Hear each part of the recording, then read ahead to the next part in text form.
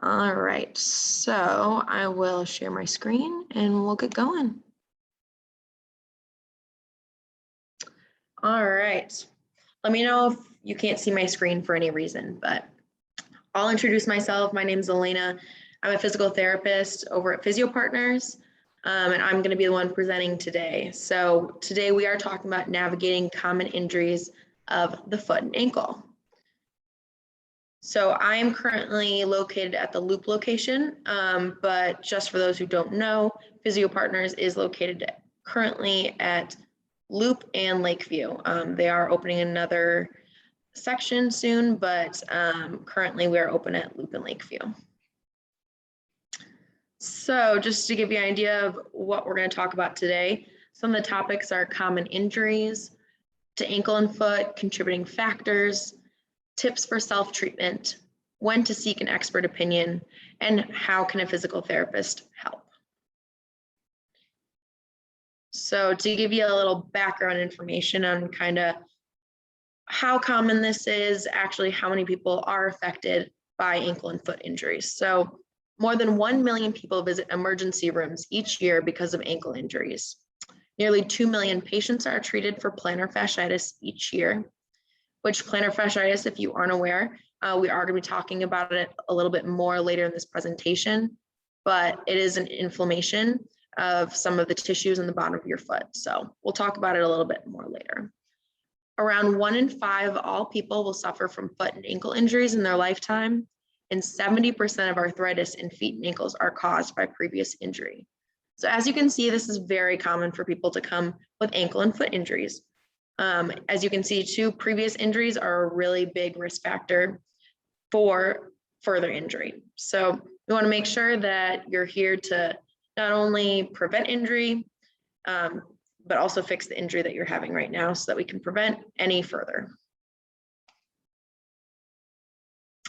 So looking here, the anatomy of the foot and ankle. I know this picture looks a little bit complex, absolutely.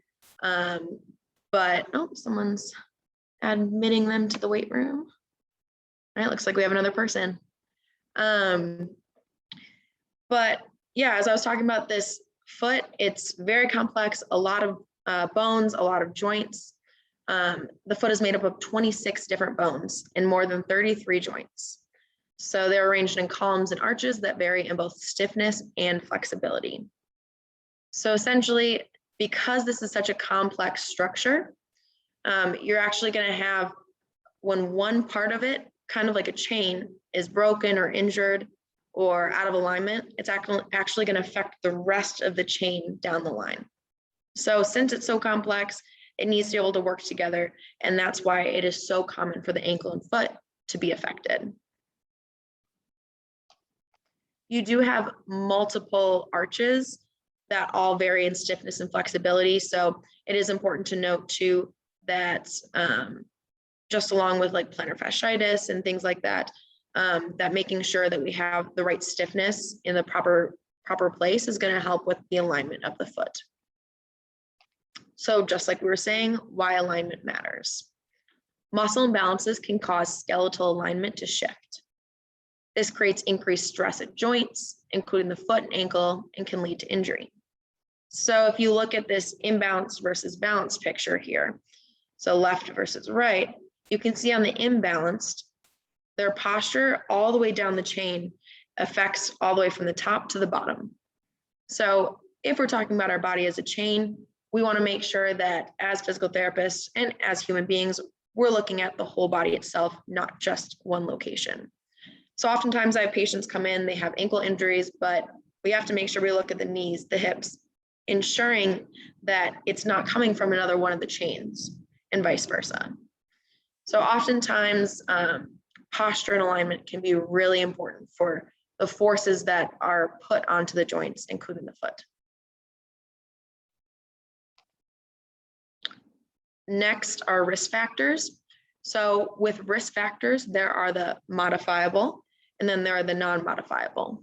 So modifiable are the ones that we're able to change. Non-modifiable are the ones that we are not able to change. Looking at the first one here, it's age and degenerative changes. So unfortunately, age and degenerative changes are both non-modifiable risk factors. I wish we could change our age. I wish we could just stop time, but unfortunately it's not possible. But then we look next at excessive body weight. This is a modifiable risk factor. So with this is something that we can reduce. So by reducing our body weight, we're able to put less forces onto our joints, making sure that if we are not in proper alignment, that we at least are not putting extra than force into those joints and into the spaces of our feet and our body, so that we aren't causing increased stress and possible injury. So then poor body mechanics. I know I've talked a little bit about this in the last couple of slides, but it is really essential for all along the chain of our body, and making sure that all the forces on our joints are all properly distributed throughout our body. Previous injury, just like we're talking about, that 70% of people have an increased risk if they've had an injury before. So we want to make sure that we're preventing injury from happening in the first place. But also, if you've had an injury, then this puts you at a higher risk. So it's all the more important for you to be aware of what's going on in your body and ensuring that this doesn't happen again. Next is lack of flexibility. So a lot of people talk about how they just don't feel like they're flexible. Well, if you have a lot of pain in a joint, you have improper body mechanics, oftentimes around that joint, you're going to have all the muscles tighten up around it. It's going to reduce the flexibility, and it's actually going to change the load on the joints, which then increases your risk for injury. So we'll talk a little bit more about flexibility and ways to improve your flexibility, but flexibility can really change the way that your joints are positioned. Moving on then to common injuries. So one of the big things that we're going to talk about today. The first one here are overuse syndromes. So with overuse syndromes is kind of what it explains as overdoing an activity or repeating the same activity over and over. So by repeating these activities over and over, you're constantly putting forces down on the same spot, in the same joint over and over.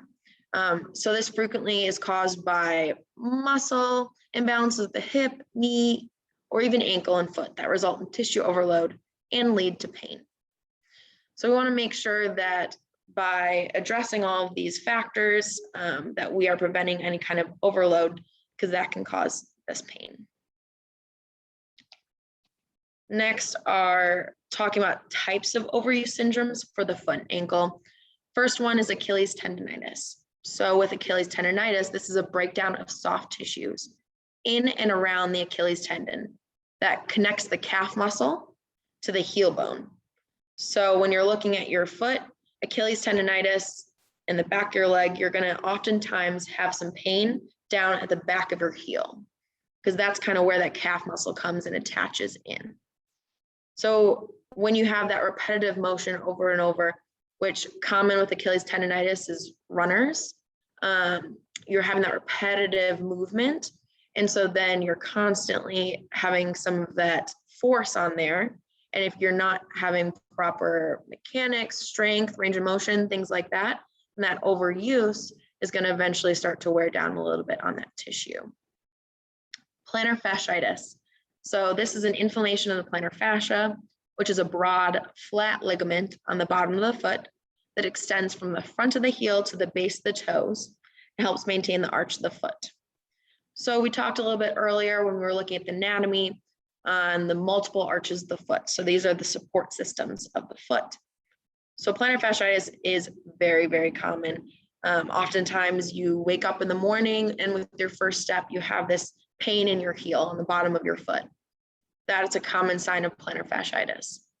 So oftentimes that tissue will get inflamed because of that overuse. It can be due to a number of different things, but oftentimes from running, walking, things like that.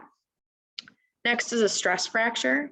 So with a stress fracture, we like to not think of it as just a fracture, like a traumatic fracture that you most often hear of, but a stress fracture is actually due to an overload and overuse of tissues and forces on a certain bone. So your body's meant to withstand a certain amount of force, but once you add those risk factors in with increased weight, increased forces, improper alignment, that can all put more force on a bone than it is prepared to hold. So that's where you can get that hairline break in the bone. Next is metatarsalgia. This is pain in the ball of the foot. So with metatarsalgia, when you're thinking about how the foot is positioned and how it's made up, it's these 5 metatarsal bones that kind of go along the middle of your foot. In between each of the metatarsal bones, there are nerves that come through. So with metatarsalgia, you can get that nerve irritated in between your metatarsal bones. This can lead to then pain that can be felt in the ball of the foot. Move on next to ankle sprain. So ankle sprain, I'm sure most everyone here has heard of it, but this is an injury to the ligaments that hold the bones in an ankle joint together. So with a sprain, you can get a very minor ligamentous injury, or you can get a full rupture of the ligament. It varies in a spectrum. It usually happens most often with sports injuries, falls, twisted ankles, and oftentimes once you have one ankle sprain, you're a lot more likely to have another one because of that ligament laxity that can occur because of the injury. But you can see most of them are more of that traumatic type movement, but you can get that twisted ankle just from, walking down the street and you hit a little bump in the road, or you're running and you just don't land correctly. So it's very, very common to have that ankle sprain.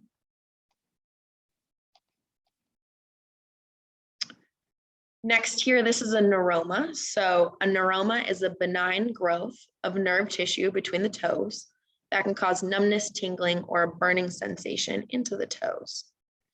And these are frequently treated with injection orthotics to offload the area. So when people refer to that nerve pain with that tingling numbness, this is kind of what they're talking about. And then with orthotics, this is really nice because even if you don't have a neuroma, oftentimes orthotics are prescribed. Just if your alignment's a little bit off, you are someone who has more flat feet, needs more support, things like that. Orthotics can be really nice to be able to offload the tissues and provide increased support that your body doesn't naturally have until you really strengthen and work through to improve your alignment and posture. Next are fractures. So these fractures are more ones that we are talking about traumatic versus the stress fractures we talked about earlier. Those are more of the repetitive use injuries. So this type of fracture is more of a broken bone in the foot or ankle due to a fall, direct blow, or crush injury. So these are very common, unfortunately, that they happen, and making sure that we have the right healing process and ensuring that you're rehabbing the ankle or foot after to make sure that it's able to kind of come back together and that chain's able to go back to normal. So we've talked about all these different kinds of injuries, but let's say you've gone through and you're like, I don't recognize any of those. None of those are mine. And there's a broad spectrum of different injuries you can have, but it is still important to think about the immediate medical attention needs. So if you are in extreme pain, if you have an acute injury or cannot function properly, you can't walk or otherwise, you are so inhibited you can't move throughout your daily life, you might need some more immediate medical attention. It might be something where this is not something you can treat at home. And it's important to be aware of those signs and symptoms. So included in that is infection as well. Infection is where you can have some redness, swelling, fever. Oftentimes the area will be warm to the touch. And infection is something where you want to make sure you're on top of it. So it's important if you have any of those signs to seek immediate medical attention. Call your doctor, call your primary care physician, make sure that you're ruling out these kinds of things.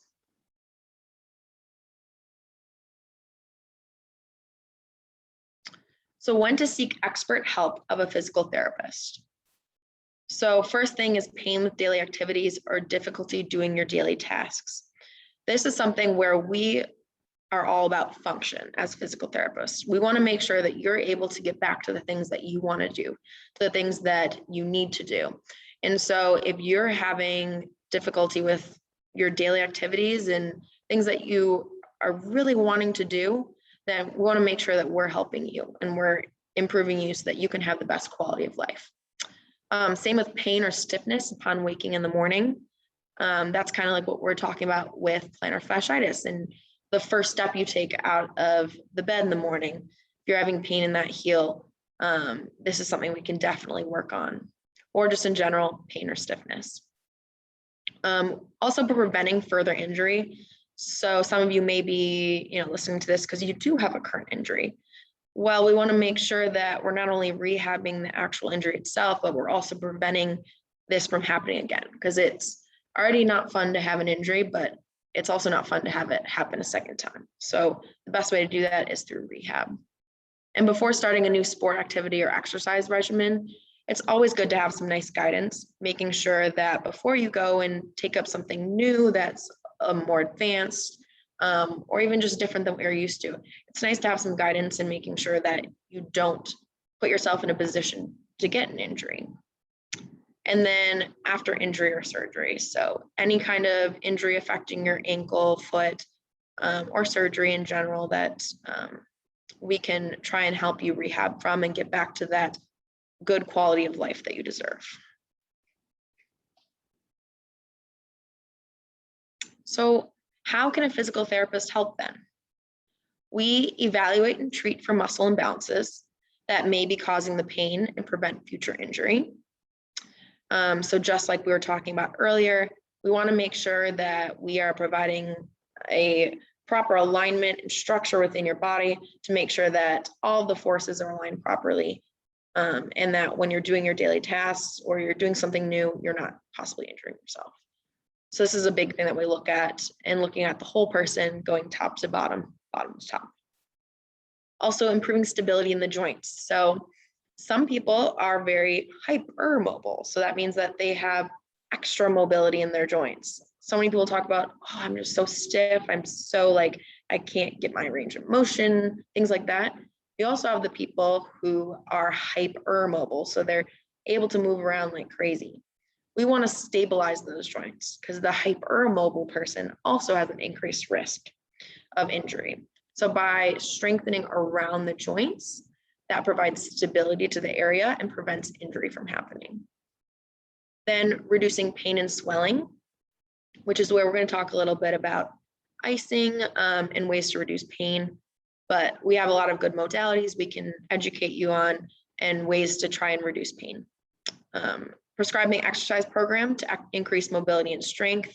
So you'll have a home exercise program that you get to take home with you and continue on even after physical therapy to ensure lifelong strength and wellness. Training to correct faulty movement patterns that could be contributing to your pain, including your walking or running patterns.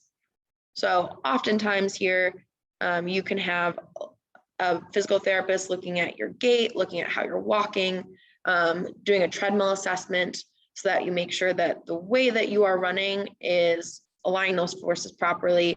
And it's a good way for us to assess to what kind of things and muscles are not as strong. What do we need to work on? Things like that. So then physical therapist interventions that you'll receive when you come to us. So one of the things can be soft tissue mobilization. So this is more than just massage. It's also a lot of hands-on manual therapy with myofascial techniques, or moving around some of your fascia, and then also working on trying to release trigger points. And then joint mobilization and manipulation, where we're really trying to get that joint moving. Dry needling. So in case you've never heard of dry needling, because a lot of people have not, dry needling is where it's a fine needle that we put into the muscle tissue. It's usually used for trigger points. So if you ever feel like you have a knot in your back or a knot in your tissues, that's what that trigger point is. So with dry needling, it's actually a really good way of releasing that trigger point, allowing blood flow to come to the area, which then allows tissue healing. And so that's a really great way that people have found to reduce some of those trigger points and those painful spots. And dry needling is done by a certified therapist in dry needling. And then patient education. So a lot of understanding of shoes and good footwear and good posture and things to focus on to make sure that you're going in the right direction. Flexibility, strengthening, and stabilization exercises. So just like we talked about earlier, some people have that hypermobile. We want to work on strengthening and stabilizing. And then those who are hypomobile, or they don't move around as well, they don't have as much motion, we need to work more on that flexibility. And oftentimes it's a combination of all three of them.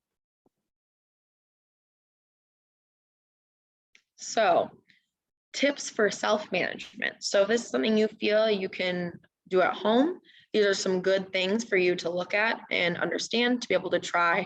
And if this doesn't work, come on in and see us, but we'll talk a little bit more about that later. So first thing is ice and elevation to help reduce inflammation or swelling after acute injury. So you want to limit this icing to 15 minutes. This is because you want to prevent frostbite. And you would want to put a layer between the ice and your skin to prevent that frostbite as well. So make sure you're monitoring the redness of that skin to make sure that you're preventing any kind of injury. But 15 is a good rule of thumb. Reduce intensity of your exercise or stop aggravating activities. So this doesn't mean you should stop everything. It doesn't mean that you should just rest. It means that the things that are causing you more pain, you can reduce the intensity of what you're doing, or stop doing those specific activities, but movement is still important. Movement in a safe way, which is something that we can educate you on in physical therapy. But next thing is calf stretching. So very, very common thing if you're having ankle injuries or ankle pain or wanting to prevent ankle injuries in the future, calf stretching is really important. If you have any kind of pain in your ankle, oftentimes the calf will tighten up because it's trying to protect that joint and that injury. And so then our calves will get really tight. And then it changes again the mechanics of that foot or that ankle, and talk about the whole chain up and down, affecting everything up the line. So foam rolling to lower extremities, or applying pressure with a small ball on the bottom of the foot to increase flexibility. So if you have a foam roller, that's a really great thing you can do, rolling on the ground, over the calves, on the sides of your calves, and then two on the bottom of your foot. And then if you really want to get more of an intense release, you can do a small ball on the bottom of your foot that you can apply pressure through and kind of roll over. And I'd recommend either doing it sitting so that you have something to hold on to, or if you're standing, making sure you can grab onto something for support. But I definitely recommend more of doing that in sitting. And then those are all things that are really important for increasing flexibility, so that you can, get back into the proper mechanics of your body. So some next steps. I've talked to you a lot about the different injuries you can have, what can cause them, and essentially what you would expect if you're going to physical therapy or self-managing. But let's say you're doing the self-management, it just doesn't seem to be working, or you want to know more about great ways to manage this, or ensuring that you really have looked at everything. Well, then you can schedule a complimentary virtual physical therapy consultation to discuss your situation. On the next slide that I'll get to, we have an email and a phone number for you to call and reach out about scheduling this. I can always wait here on after too to schedule, no big deal. But that's a really great way just to kind of learn more, and also just to really make sure you're going in the right direction. Another thing is controlling your modifiable risk factors. So looking at those risk factors we talked about earlier, thinking about weight and flexibility, and making sure that you don't have an injury as it is to prevent another secondary injury. So looking at those risk factors and doing what you can to reduce those. Another thing we have is a trial of exercise. So here at Physio Partners, we use MedBridge. It's a great forum for us to do the home exercise programs, and it provides a really great way for patients to interact and learn better ways to do their exercises at home. So if you go to this URL here, you can just copy and paste it right into your browser, and then it'll come on up with the MedBridge site. You can put in this access code we have here. So this access code has linked to a number of different exercises that we would highly recommend for preventing ankle injury or improving an ankle injury that you already have. So there's some good stretching on there, strengthening, things like that. And this is something that it's really nice because it outlines for you how many repetitions to do, how long to hold it, how often to do it. Has a description on there too of if you need more of a verbal description, or there's a video too of someone performing it so that you really have a full view and can get a proper education on it. In there too, it talks about some patient education on the importance of exercise and just general wellness. So if you have any questions on that too, feel free to give us a call because we would be happy to talk about those. So I also just want to thank you all for being here and listening to this. I know that I'm sure everyone's really busy, so I appreciate you coming. And it's really, really important, as you know, from a lot of the statistics that I spoke about before, how common it is for people to have foot and ankle injuries, especially because there are a lot of risk factors. And so by being aware of your body and what's going on and ways to prevent injury is really going to help you in the long run. And same with people who have injuries right now. It's really important to be able to rehab that to prevent further injury and just getting back to the things in your life that you really enjoy and should be able to do. So you can email here at this admin@physiopartners.com or call us to schedule your complimentary virtual consultation. I'm gonna look, I have a little chat here. Oh yeah, no problem. Thank you for coming. And my name here again is Elena Heron, and Mandy is another physical therapist here. She's the one who created the PowerPoint, and she's also a physical therapist that I work with. So feel free to give us a call, reach out, and get scheduled for your virtual consultation because we would love to speak on this. This is definitely things we're passionate about. So if you guys have any questions, I'm going to leave a little bit of time here at the end for you can unmute and then feel free to ask anything. I'm just going to get out of here so you can ask. I'm also going to stop the recording so that people don't have to listen to all of the questions.